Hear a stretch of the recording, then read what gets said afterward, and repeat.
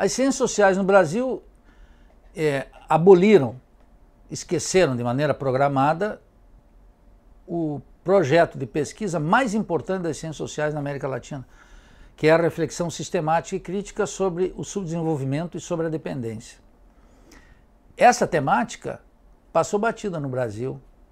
Existia até o governo nacional reformista de João Goulart, em 1964, e depois disso, com a ditadura, foi banido até 1985. Esse programa não existiu durante a ditadura.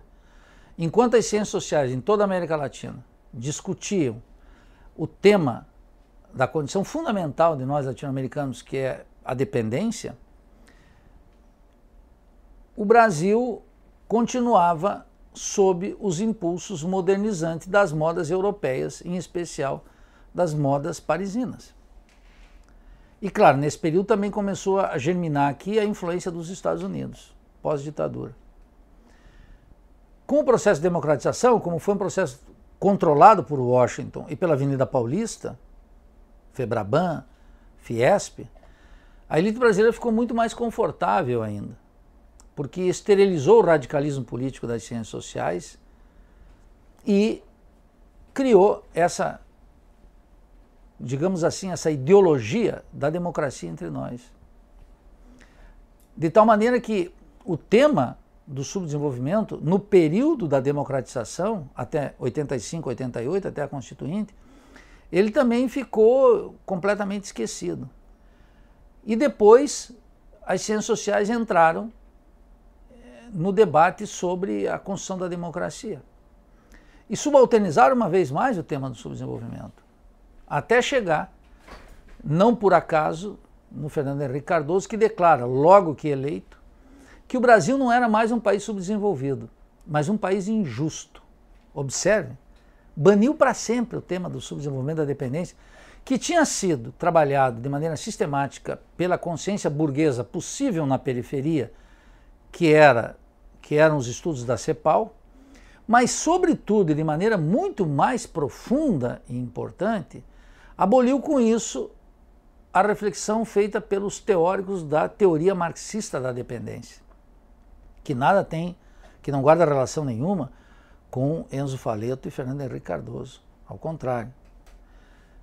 De tal maneira que, quando Fernando Henrique Cardoso formula esse bordão, o Brasil não é mais um país subdesenvolvido, é apenas um país injusto, nós podemos compreender por que razão o tema da justiça social podia entrar no discurso das classes dominantes e liberais. E por que passou a ser também uma nota dominante depois no governo Lula. O governo Lula o tempo inteiro se orgulha de ser a sexta economia do mundo medida em produto interno bruto, algo que Álvaro Vieira Pinto, já nos anos 60, tinha mostrado a inutilidade de medir a grandeza e a riqueza de um país pelo PIB. Isso é tarefa nem mais para a primeira fase da economia, a gente já sabe que isso não é a principal medida de riqueza. De tal maneira que o Fernando Henrique afirma esse bordão e o Lula caminha no mesmo diapasão, o tema da justiça social, nos marcos do capitalismo. Um se orgulha do fato de que o Brasil não é mais subdesenvolvido, anuncia, e o outro referenda exibindo o Brasil com um produto que é o sexto no capitalismo mundial. A que tu atribuis esse figurino francês? Quer dizer, o próprio Fernando Henrique ele é conhecido no Brasil e na América Latina como o criador da teoria da dependência. Mas é uma discussão que, como tu mesmo estás colocando, vem de fora, né? Como é que esse pensamento estrangeiro, exógeno, vem para o Brasil e finca pé de maneira tão brutal? Olha, a tese fundamental foi dada por Alberto Guerreiro Ramos. Toda reflexão, chamada assim, de outros países, é subsidiária ao pensamento e à experiência nacional. Nós não podemos desconsiderar. Portanto, vamos descartar a crítica fácil. Não se trata de não ler em inglês, em mandarim, em francês, em russo, nada disso. Segundo, tampouco se trata de desconsiderar os autores considerados canônicos ou clássicos na sociologia, na ciência política, na antropologia, na história. Nada disso. Se trata de não orientar o nosso programa de pesquisa, a nossa existência na universidade, que tem sido tão miserável em função desse academicismo, pela mera reprodução de autores considerados clássicos pelo mundo europeu, desconhecendo nesse processo a imensa contribuição crítica dos autores latino-americanos, que aqui no Brasil em particular são tratados como se de fato não existissem, mas existem, são fecundos. E temos uma imensa tradição por reivindicar que não deve nada ao pensamento europeu e estadunidense. E ao contrário, os autores mais festejados no pensamento europeu e estadunidense não deixam de buscar inspiração nos clássicos do pensamento latino-americano, porque os anos 60 na América Latina deram luzes para o mundo inteiro. O pensamento crítico latino-americano teve uma imensa influência na Europa e nos Estados Unidos, se beneficiou do exílio, se beneficiou das luzes que foram lançadas pela Revolução Cubana de 1959. Isso balançou os alicerces da periferia e estimulou a criatividade e a inventiva nos cientistas sociais mais importantes da Europa e dos Estados Unidos. Não podemos desconhecer isso. O problema é que o academicismo moderno, ou seja, a miséria da universidade atual, é que ela reproduz, ela se limita a reproduzir em cópia sempre muito mal feita, sem interlocução com os países centrais, as chamadas teorias emanadas da França, dos Estados Unidos, da Alemanha, da Inglaterra. E o pior, com escassa vinculação com a realidade brasileira e com as transformações que estão ocorrendo na América Latina. Daí que esse processo não é novo, o figurino francês é uma larga tradição. No Brasil, não vamos nunca esquecer isso, a USP, a nossa principal universidade, ela é uma universidade criada contra o nacionalismo de Getúlio Vargas, criada em 1934 pela elite supostamente liberal paulista, que quer criar uma classe ilustrada contra a emergência do povo na história. E cria a USP. E para criar a USP, traz aquilo que, não sem orgulho, veja bem, e não sem dose de colonialismo gigantesca, eles chamam da missão civilizatória francesa. Foram buscar na França os intelectuais que iriam, então, nos ensinar a pensar. Daí que Claude Lévi-Strauss, Jean Malguet, Fernando Brodel e todas essas figuras que, inclusive, se fizeram como intelectuais na periferia. E ao se fazer como intelectuais na periferia, que criaram um figurino francês, uma forma de pensar, que na filosofia foi muito intensa, nas ciências sociais de maneira geral, mas depois esse figurino, pulsando no coração burguês do país, se alastrou como modelo padrão internacional de pesquisa e acadêmico que hoje domina e faz a miséria da universidade brasileira. Pois é, no teu livro tu falas muito sobre a universidade brasileira e essa incapacidade que ela tem, que eu não sei se é uma incapacidade real ou mesmo política, se tem aí também todo um plano político para impedir o florescimento desse pensamento crítico, mas como que essa universidade mata o intelectual, né? E se reduz ao academicismo, como tu colocas, né? Fala um pouco sobre isso, sobre a morte do intelectual. A valorização acadêmica da universidade, o academicismo dominante, ele é profundamente anti-intelectual. Qual é a característica do intelectual? Em primeiro lugar, é não se transformar num papagaio. É alguém que pensa a partir da sua realidade, criativamente. O acadêmico brasileiro não faz isso. O acadêmico brasileiro o que faz é tentar colocar a realidade brasileira, ou aspectos da realidade brasileira, na teoria da justiça de John Rawls, ou na teoria da comunicação de Habermas, ou a universidade operacional de Freytag. Esse é o trabalho. Ou Fernando Henrique confessa de maneira muito clara como ele era discípulo da sociologia francesa. E esse modismo, estar na moda, é um desastre, é o próprio processo colonizante em curso, porque os intelectuais sobem e descem, de acordo com as modas que têm algum sentido para os europeus, nos Estados Unidos, mas não tem nenhum sentido para nós. E a ânsia aqui é sempre estar de moda. Então, nada mais anti-intelectual do que o comportamento padrão acadêmico, mas ele tem vantagens extraordinárias, por isso que ele se reproduz, não é só por causa de uma herança colonial. o acadêmico, em primeiro lugar, ele está na Universidade Brasileira imune à crítica social, porque o conhecimento não possui validação social, é a chamada validação dos pares. Nós recebemos as críticas de gente muito semelhante a nós. Então já tem um corte fundamental. Segundo, é a valorização abstrata e ingênua da liberdade de cátedra, como se os financiamentos externos, as linhas de pesquisa do Estado, outorgasse liberdade de cátedra aos acadêmicos. O que faz é submetê-los a uma razão de Estado e transformá-los em assessores de política pública, no máximo. E nesse contexto submetem o acadêmico a uma razão de Estado. Embora ele desfile pelos corredores das universidades brasileiras como se fosse o exercício pleno da liberdade intelectual. E terceiro, ele está moldado no mestrado e no doutorado para reproduzir uma teoria que ele domina mal, reproduzindo um autor, via de regra, domina mal, um que o outro consegue se destacar um pouquinho, e com os quais esses intelectuais estadunidenses e europeus, eles não têm interlocução. São raros esses intelectuais que estão vindo para cá. Por quê? Porque aqui, quando começou a se reproduzir esse colonialismo, essa macaquice, os intelectuais do primeiro mundo não querem aprender, não tem nada que aprender na periferia. Quando havia rebeldia, inventiva, criatividade e o intelectual brasileiro, com os pés e as mãos metido no lodo das nossas sociedades, isso dava uma potência analítica que chamava a atenção de estadunidenses e europeus de maneira geral. E hoje, para ter cópias mal feitas, reprodução caricata na periferia, os intelectuais dos Estados Unidos e da Europa, ou mesmo os acadêmicos lá, que são a grande maioria também, eles possuem muito melhores recursos lá mesmo. De tal maneira que não há aqui intercâmbio cultural, há colonialismo cultural e científico.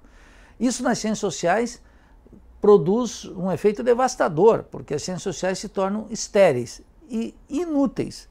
Mas, como nós estamos sendo avaliados pelos pares, nós estamos bem confortáveis. O acadêmico brasileiro é bem confortável.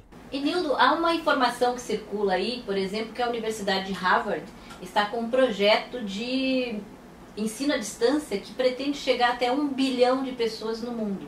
Isso é mandar, né, uma colonização do pensamento, não só para a América Latina, mas possivelmente para toda a periferia mundial. Quer dizer, fazer com que esse pensamento desse mundo central se integre aí no mundo geral. Como é que tu analisa, tu vês alguma luz no fim desse túnel da falta de uma intelectualidade forte, musculosa na periferia do mundo? Ela existe. O problema é que ela existe, está submetida a um sistema mundial de produção de conhecimento. As pessoas têm que entender o básico. Nem a Europa, nem os Estados Unidos produzem os cientistas sociais, os técnicos, os engenheiros, os analistas de computação necessários para tocar aquela imensa maquinária. Razão pela qual eles têm variados mecanismos que aqui são percebidos como de intercâmbio acadêmico e que na verdade resultam em fuga de cérebros para os países centrais. Os mecanismos de sedução para isso são inúmeros, até o máximo de ter um Ciência Sem Fronteiras, que é o máximo do colonialismo expresso em política pública. Quer dizer, nós subsidiamos estudantes nossos para ir para os países centrais, basicamente, tem alguns que vão para a periferia e etc., para a América Latina, mas eles vão para lá, é um sistema de seleção. Harvard seleciona estudantes em São Paulo, aqui no Brasil, e o EAD é usado pelo mesmo mecanismo. E o sistema de bolsas, que são gigantescos lá, os dados são da Fundação Nacional de Ciência dos Estados Unidos, são gigantescos programas para garimpar a inteligência e o talento terceiro-mundista, digamos, periférico, me desculpe pela expressão, periférico, essa massa de gente que sabe pensar, que já domina o inglês, que já domina os computadores, etc., sabe como se virar, porque isso é muito difundido na nossa juventude, nos estudantes, e nós damos de graça esse potencial analítico imenso. Lá nos países centrais tem uma articulação mais ou menos bem feita entre financiamento estatal pesado, empresas multinacionais e universidades, em que fomentam programas de pesquisa onde essa massa de estudantes de mestrado, de doutorado, inclusive de graduação, se metem. E aí trabalham para as potências imperialistas.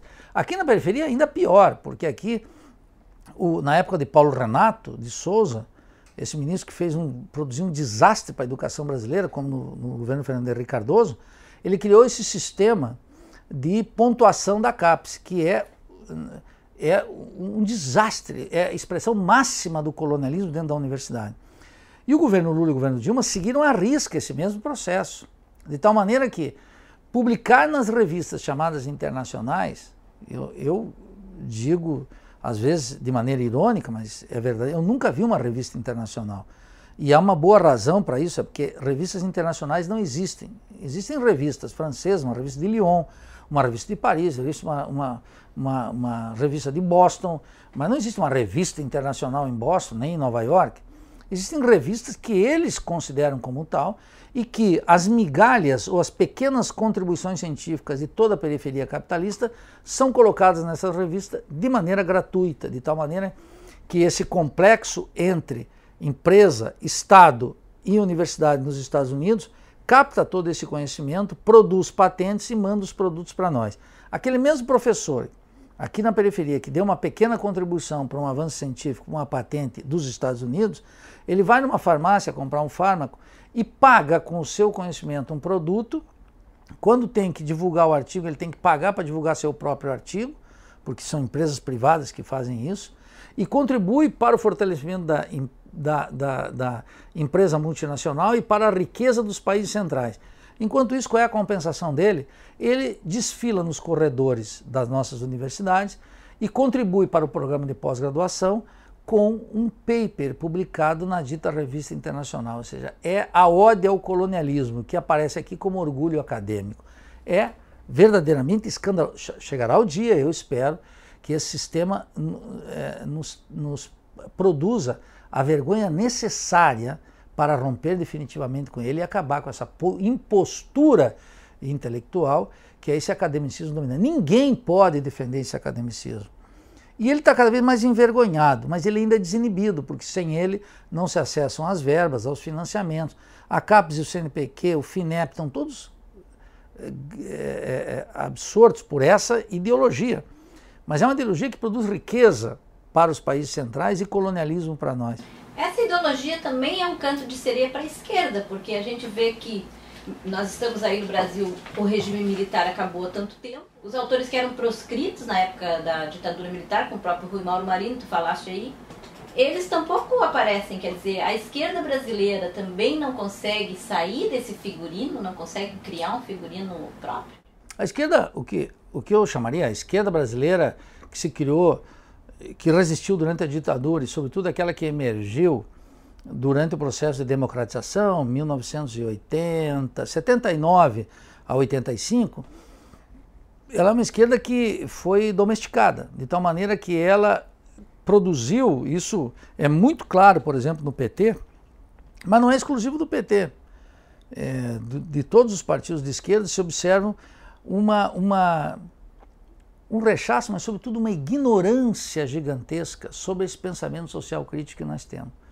E que era o que deu radicalismo político na década de 50, segunda metade, e a primeira da década de 60.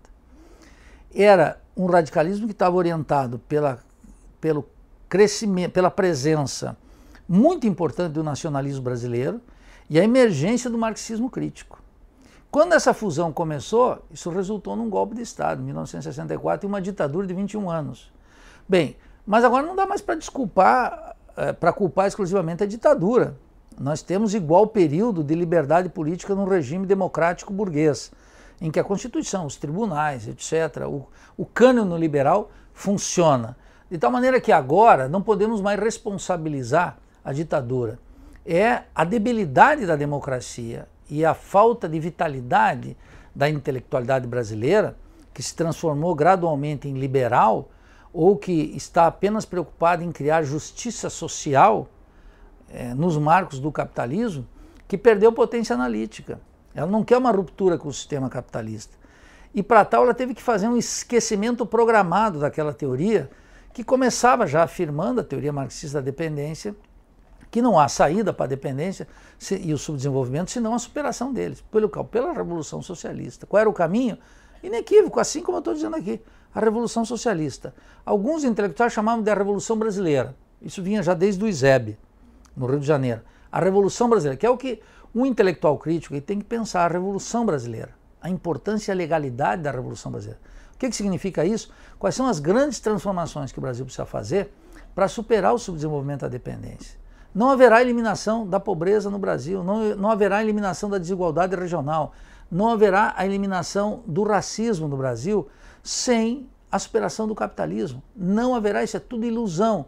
E agora que nós estamos vendo um ajuste gigantesco da presidente Dilma, a exaustão do projeto petismo, nós estamos observando o que é esse sistema, o sistema petucano, que é absolutamente cômodo para as classes dominantes, porque ele contém uma vertente de extração social-democrata liberal, com falta de sensibilidade social, e uma liberal de nascença de esquerda, com uma certa preocupação de fundo católico com a desigualdade, mas que também não formula nada além dos limites que aí estão.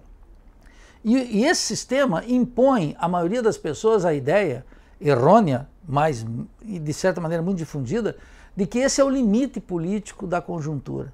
Nós estamos vendo no mundo inteiro ocorrem transformações. A América Latina inteira ocorreram transformações fundamentais. A emergência da democracia participativa, a integração latino-americana, o Brasil passou batido, entrou tardiamente, já saiu rapidamente. A auditoria da dívida no Equador, que agora está sendo feita na Grécia, foi aprovada recentemente. Quer dizer, reformas sérias. Aqui nós não tivemos nenhuma, nós tivemos os programas sociais, que consumiram, Bolsa Família, por exemplo, 0,5% do PIB, enquanto o governo Fernando Henrique, Lula e Dilma destinam quase 50% do orçamento para pagamento dos juros da dívida e ela não para de crescer. São todos os governos responsáveis por um superendividamento estatal, que as políticas públicas não podem ter, portanto, eficácia. Eles podem minorar, diminuir, apaziguar e, sobretudo, eu diria, fazer uma digestão moral da pobreza. Essa é a questão central. Como se nós pudéssemos atacar aquilo que os liberais afirmam, uma crônica falta de cidadania, com esses programas. E a emergência, vejam que falta de honestidade intelectual e de rigor analítico. A emergência de uma classe média que está caracterizada aqueles trabalhadores que ganham aproximadamente R$ 740 e R$ 1.100. Esses acadêmicos que falam já de maneira um pouco envergonhada sobre isso, eles mesmos não querem participar da classe média, porque eles sabem que ali é um vale de lágrimas interminável. Eles não querem participar disso. Então só pode ser cinismo. Não tem força analítica e eles não podem propor outra coisa. Então o que eles fazem, impotentes, eles têm que afirmar que não há alternativa senão fortalecer ou os tucanos de um lado ou os petistas de outro, mas dentro do sistema. Esse sistema colapsou, não tem mais nada que oferecer, a não ser suas misérias e suas crises sucessivas, como nós já estamos vendo de alguma maneira se manifestar no Brasil.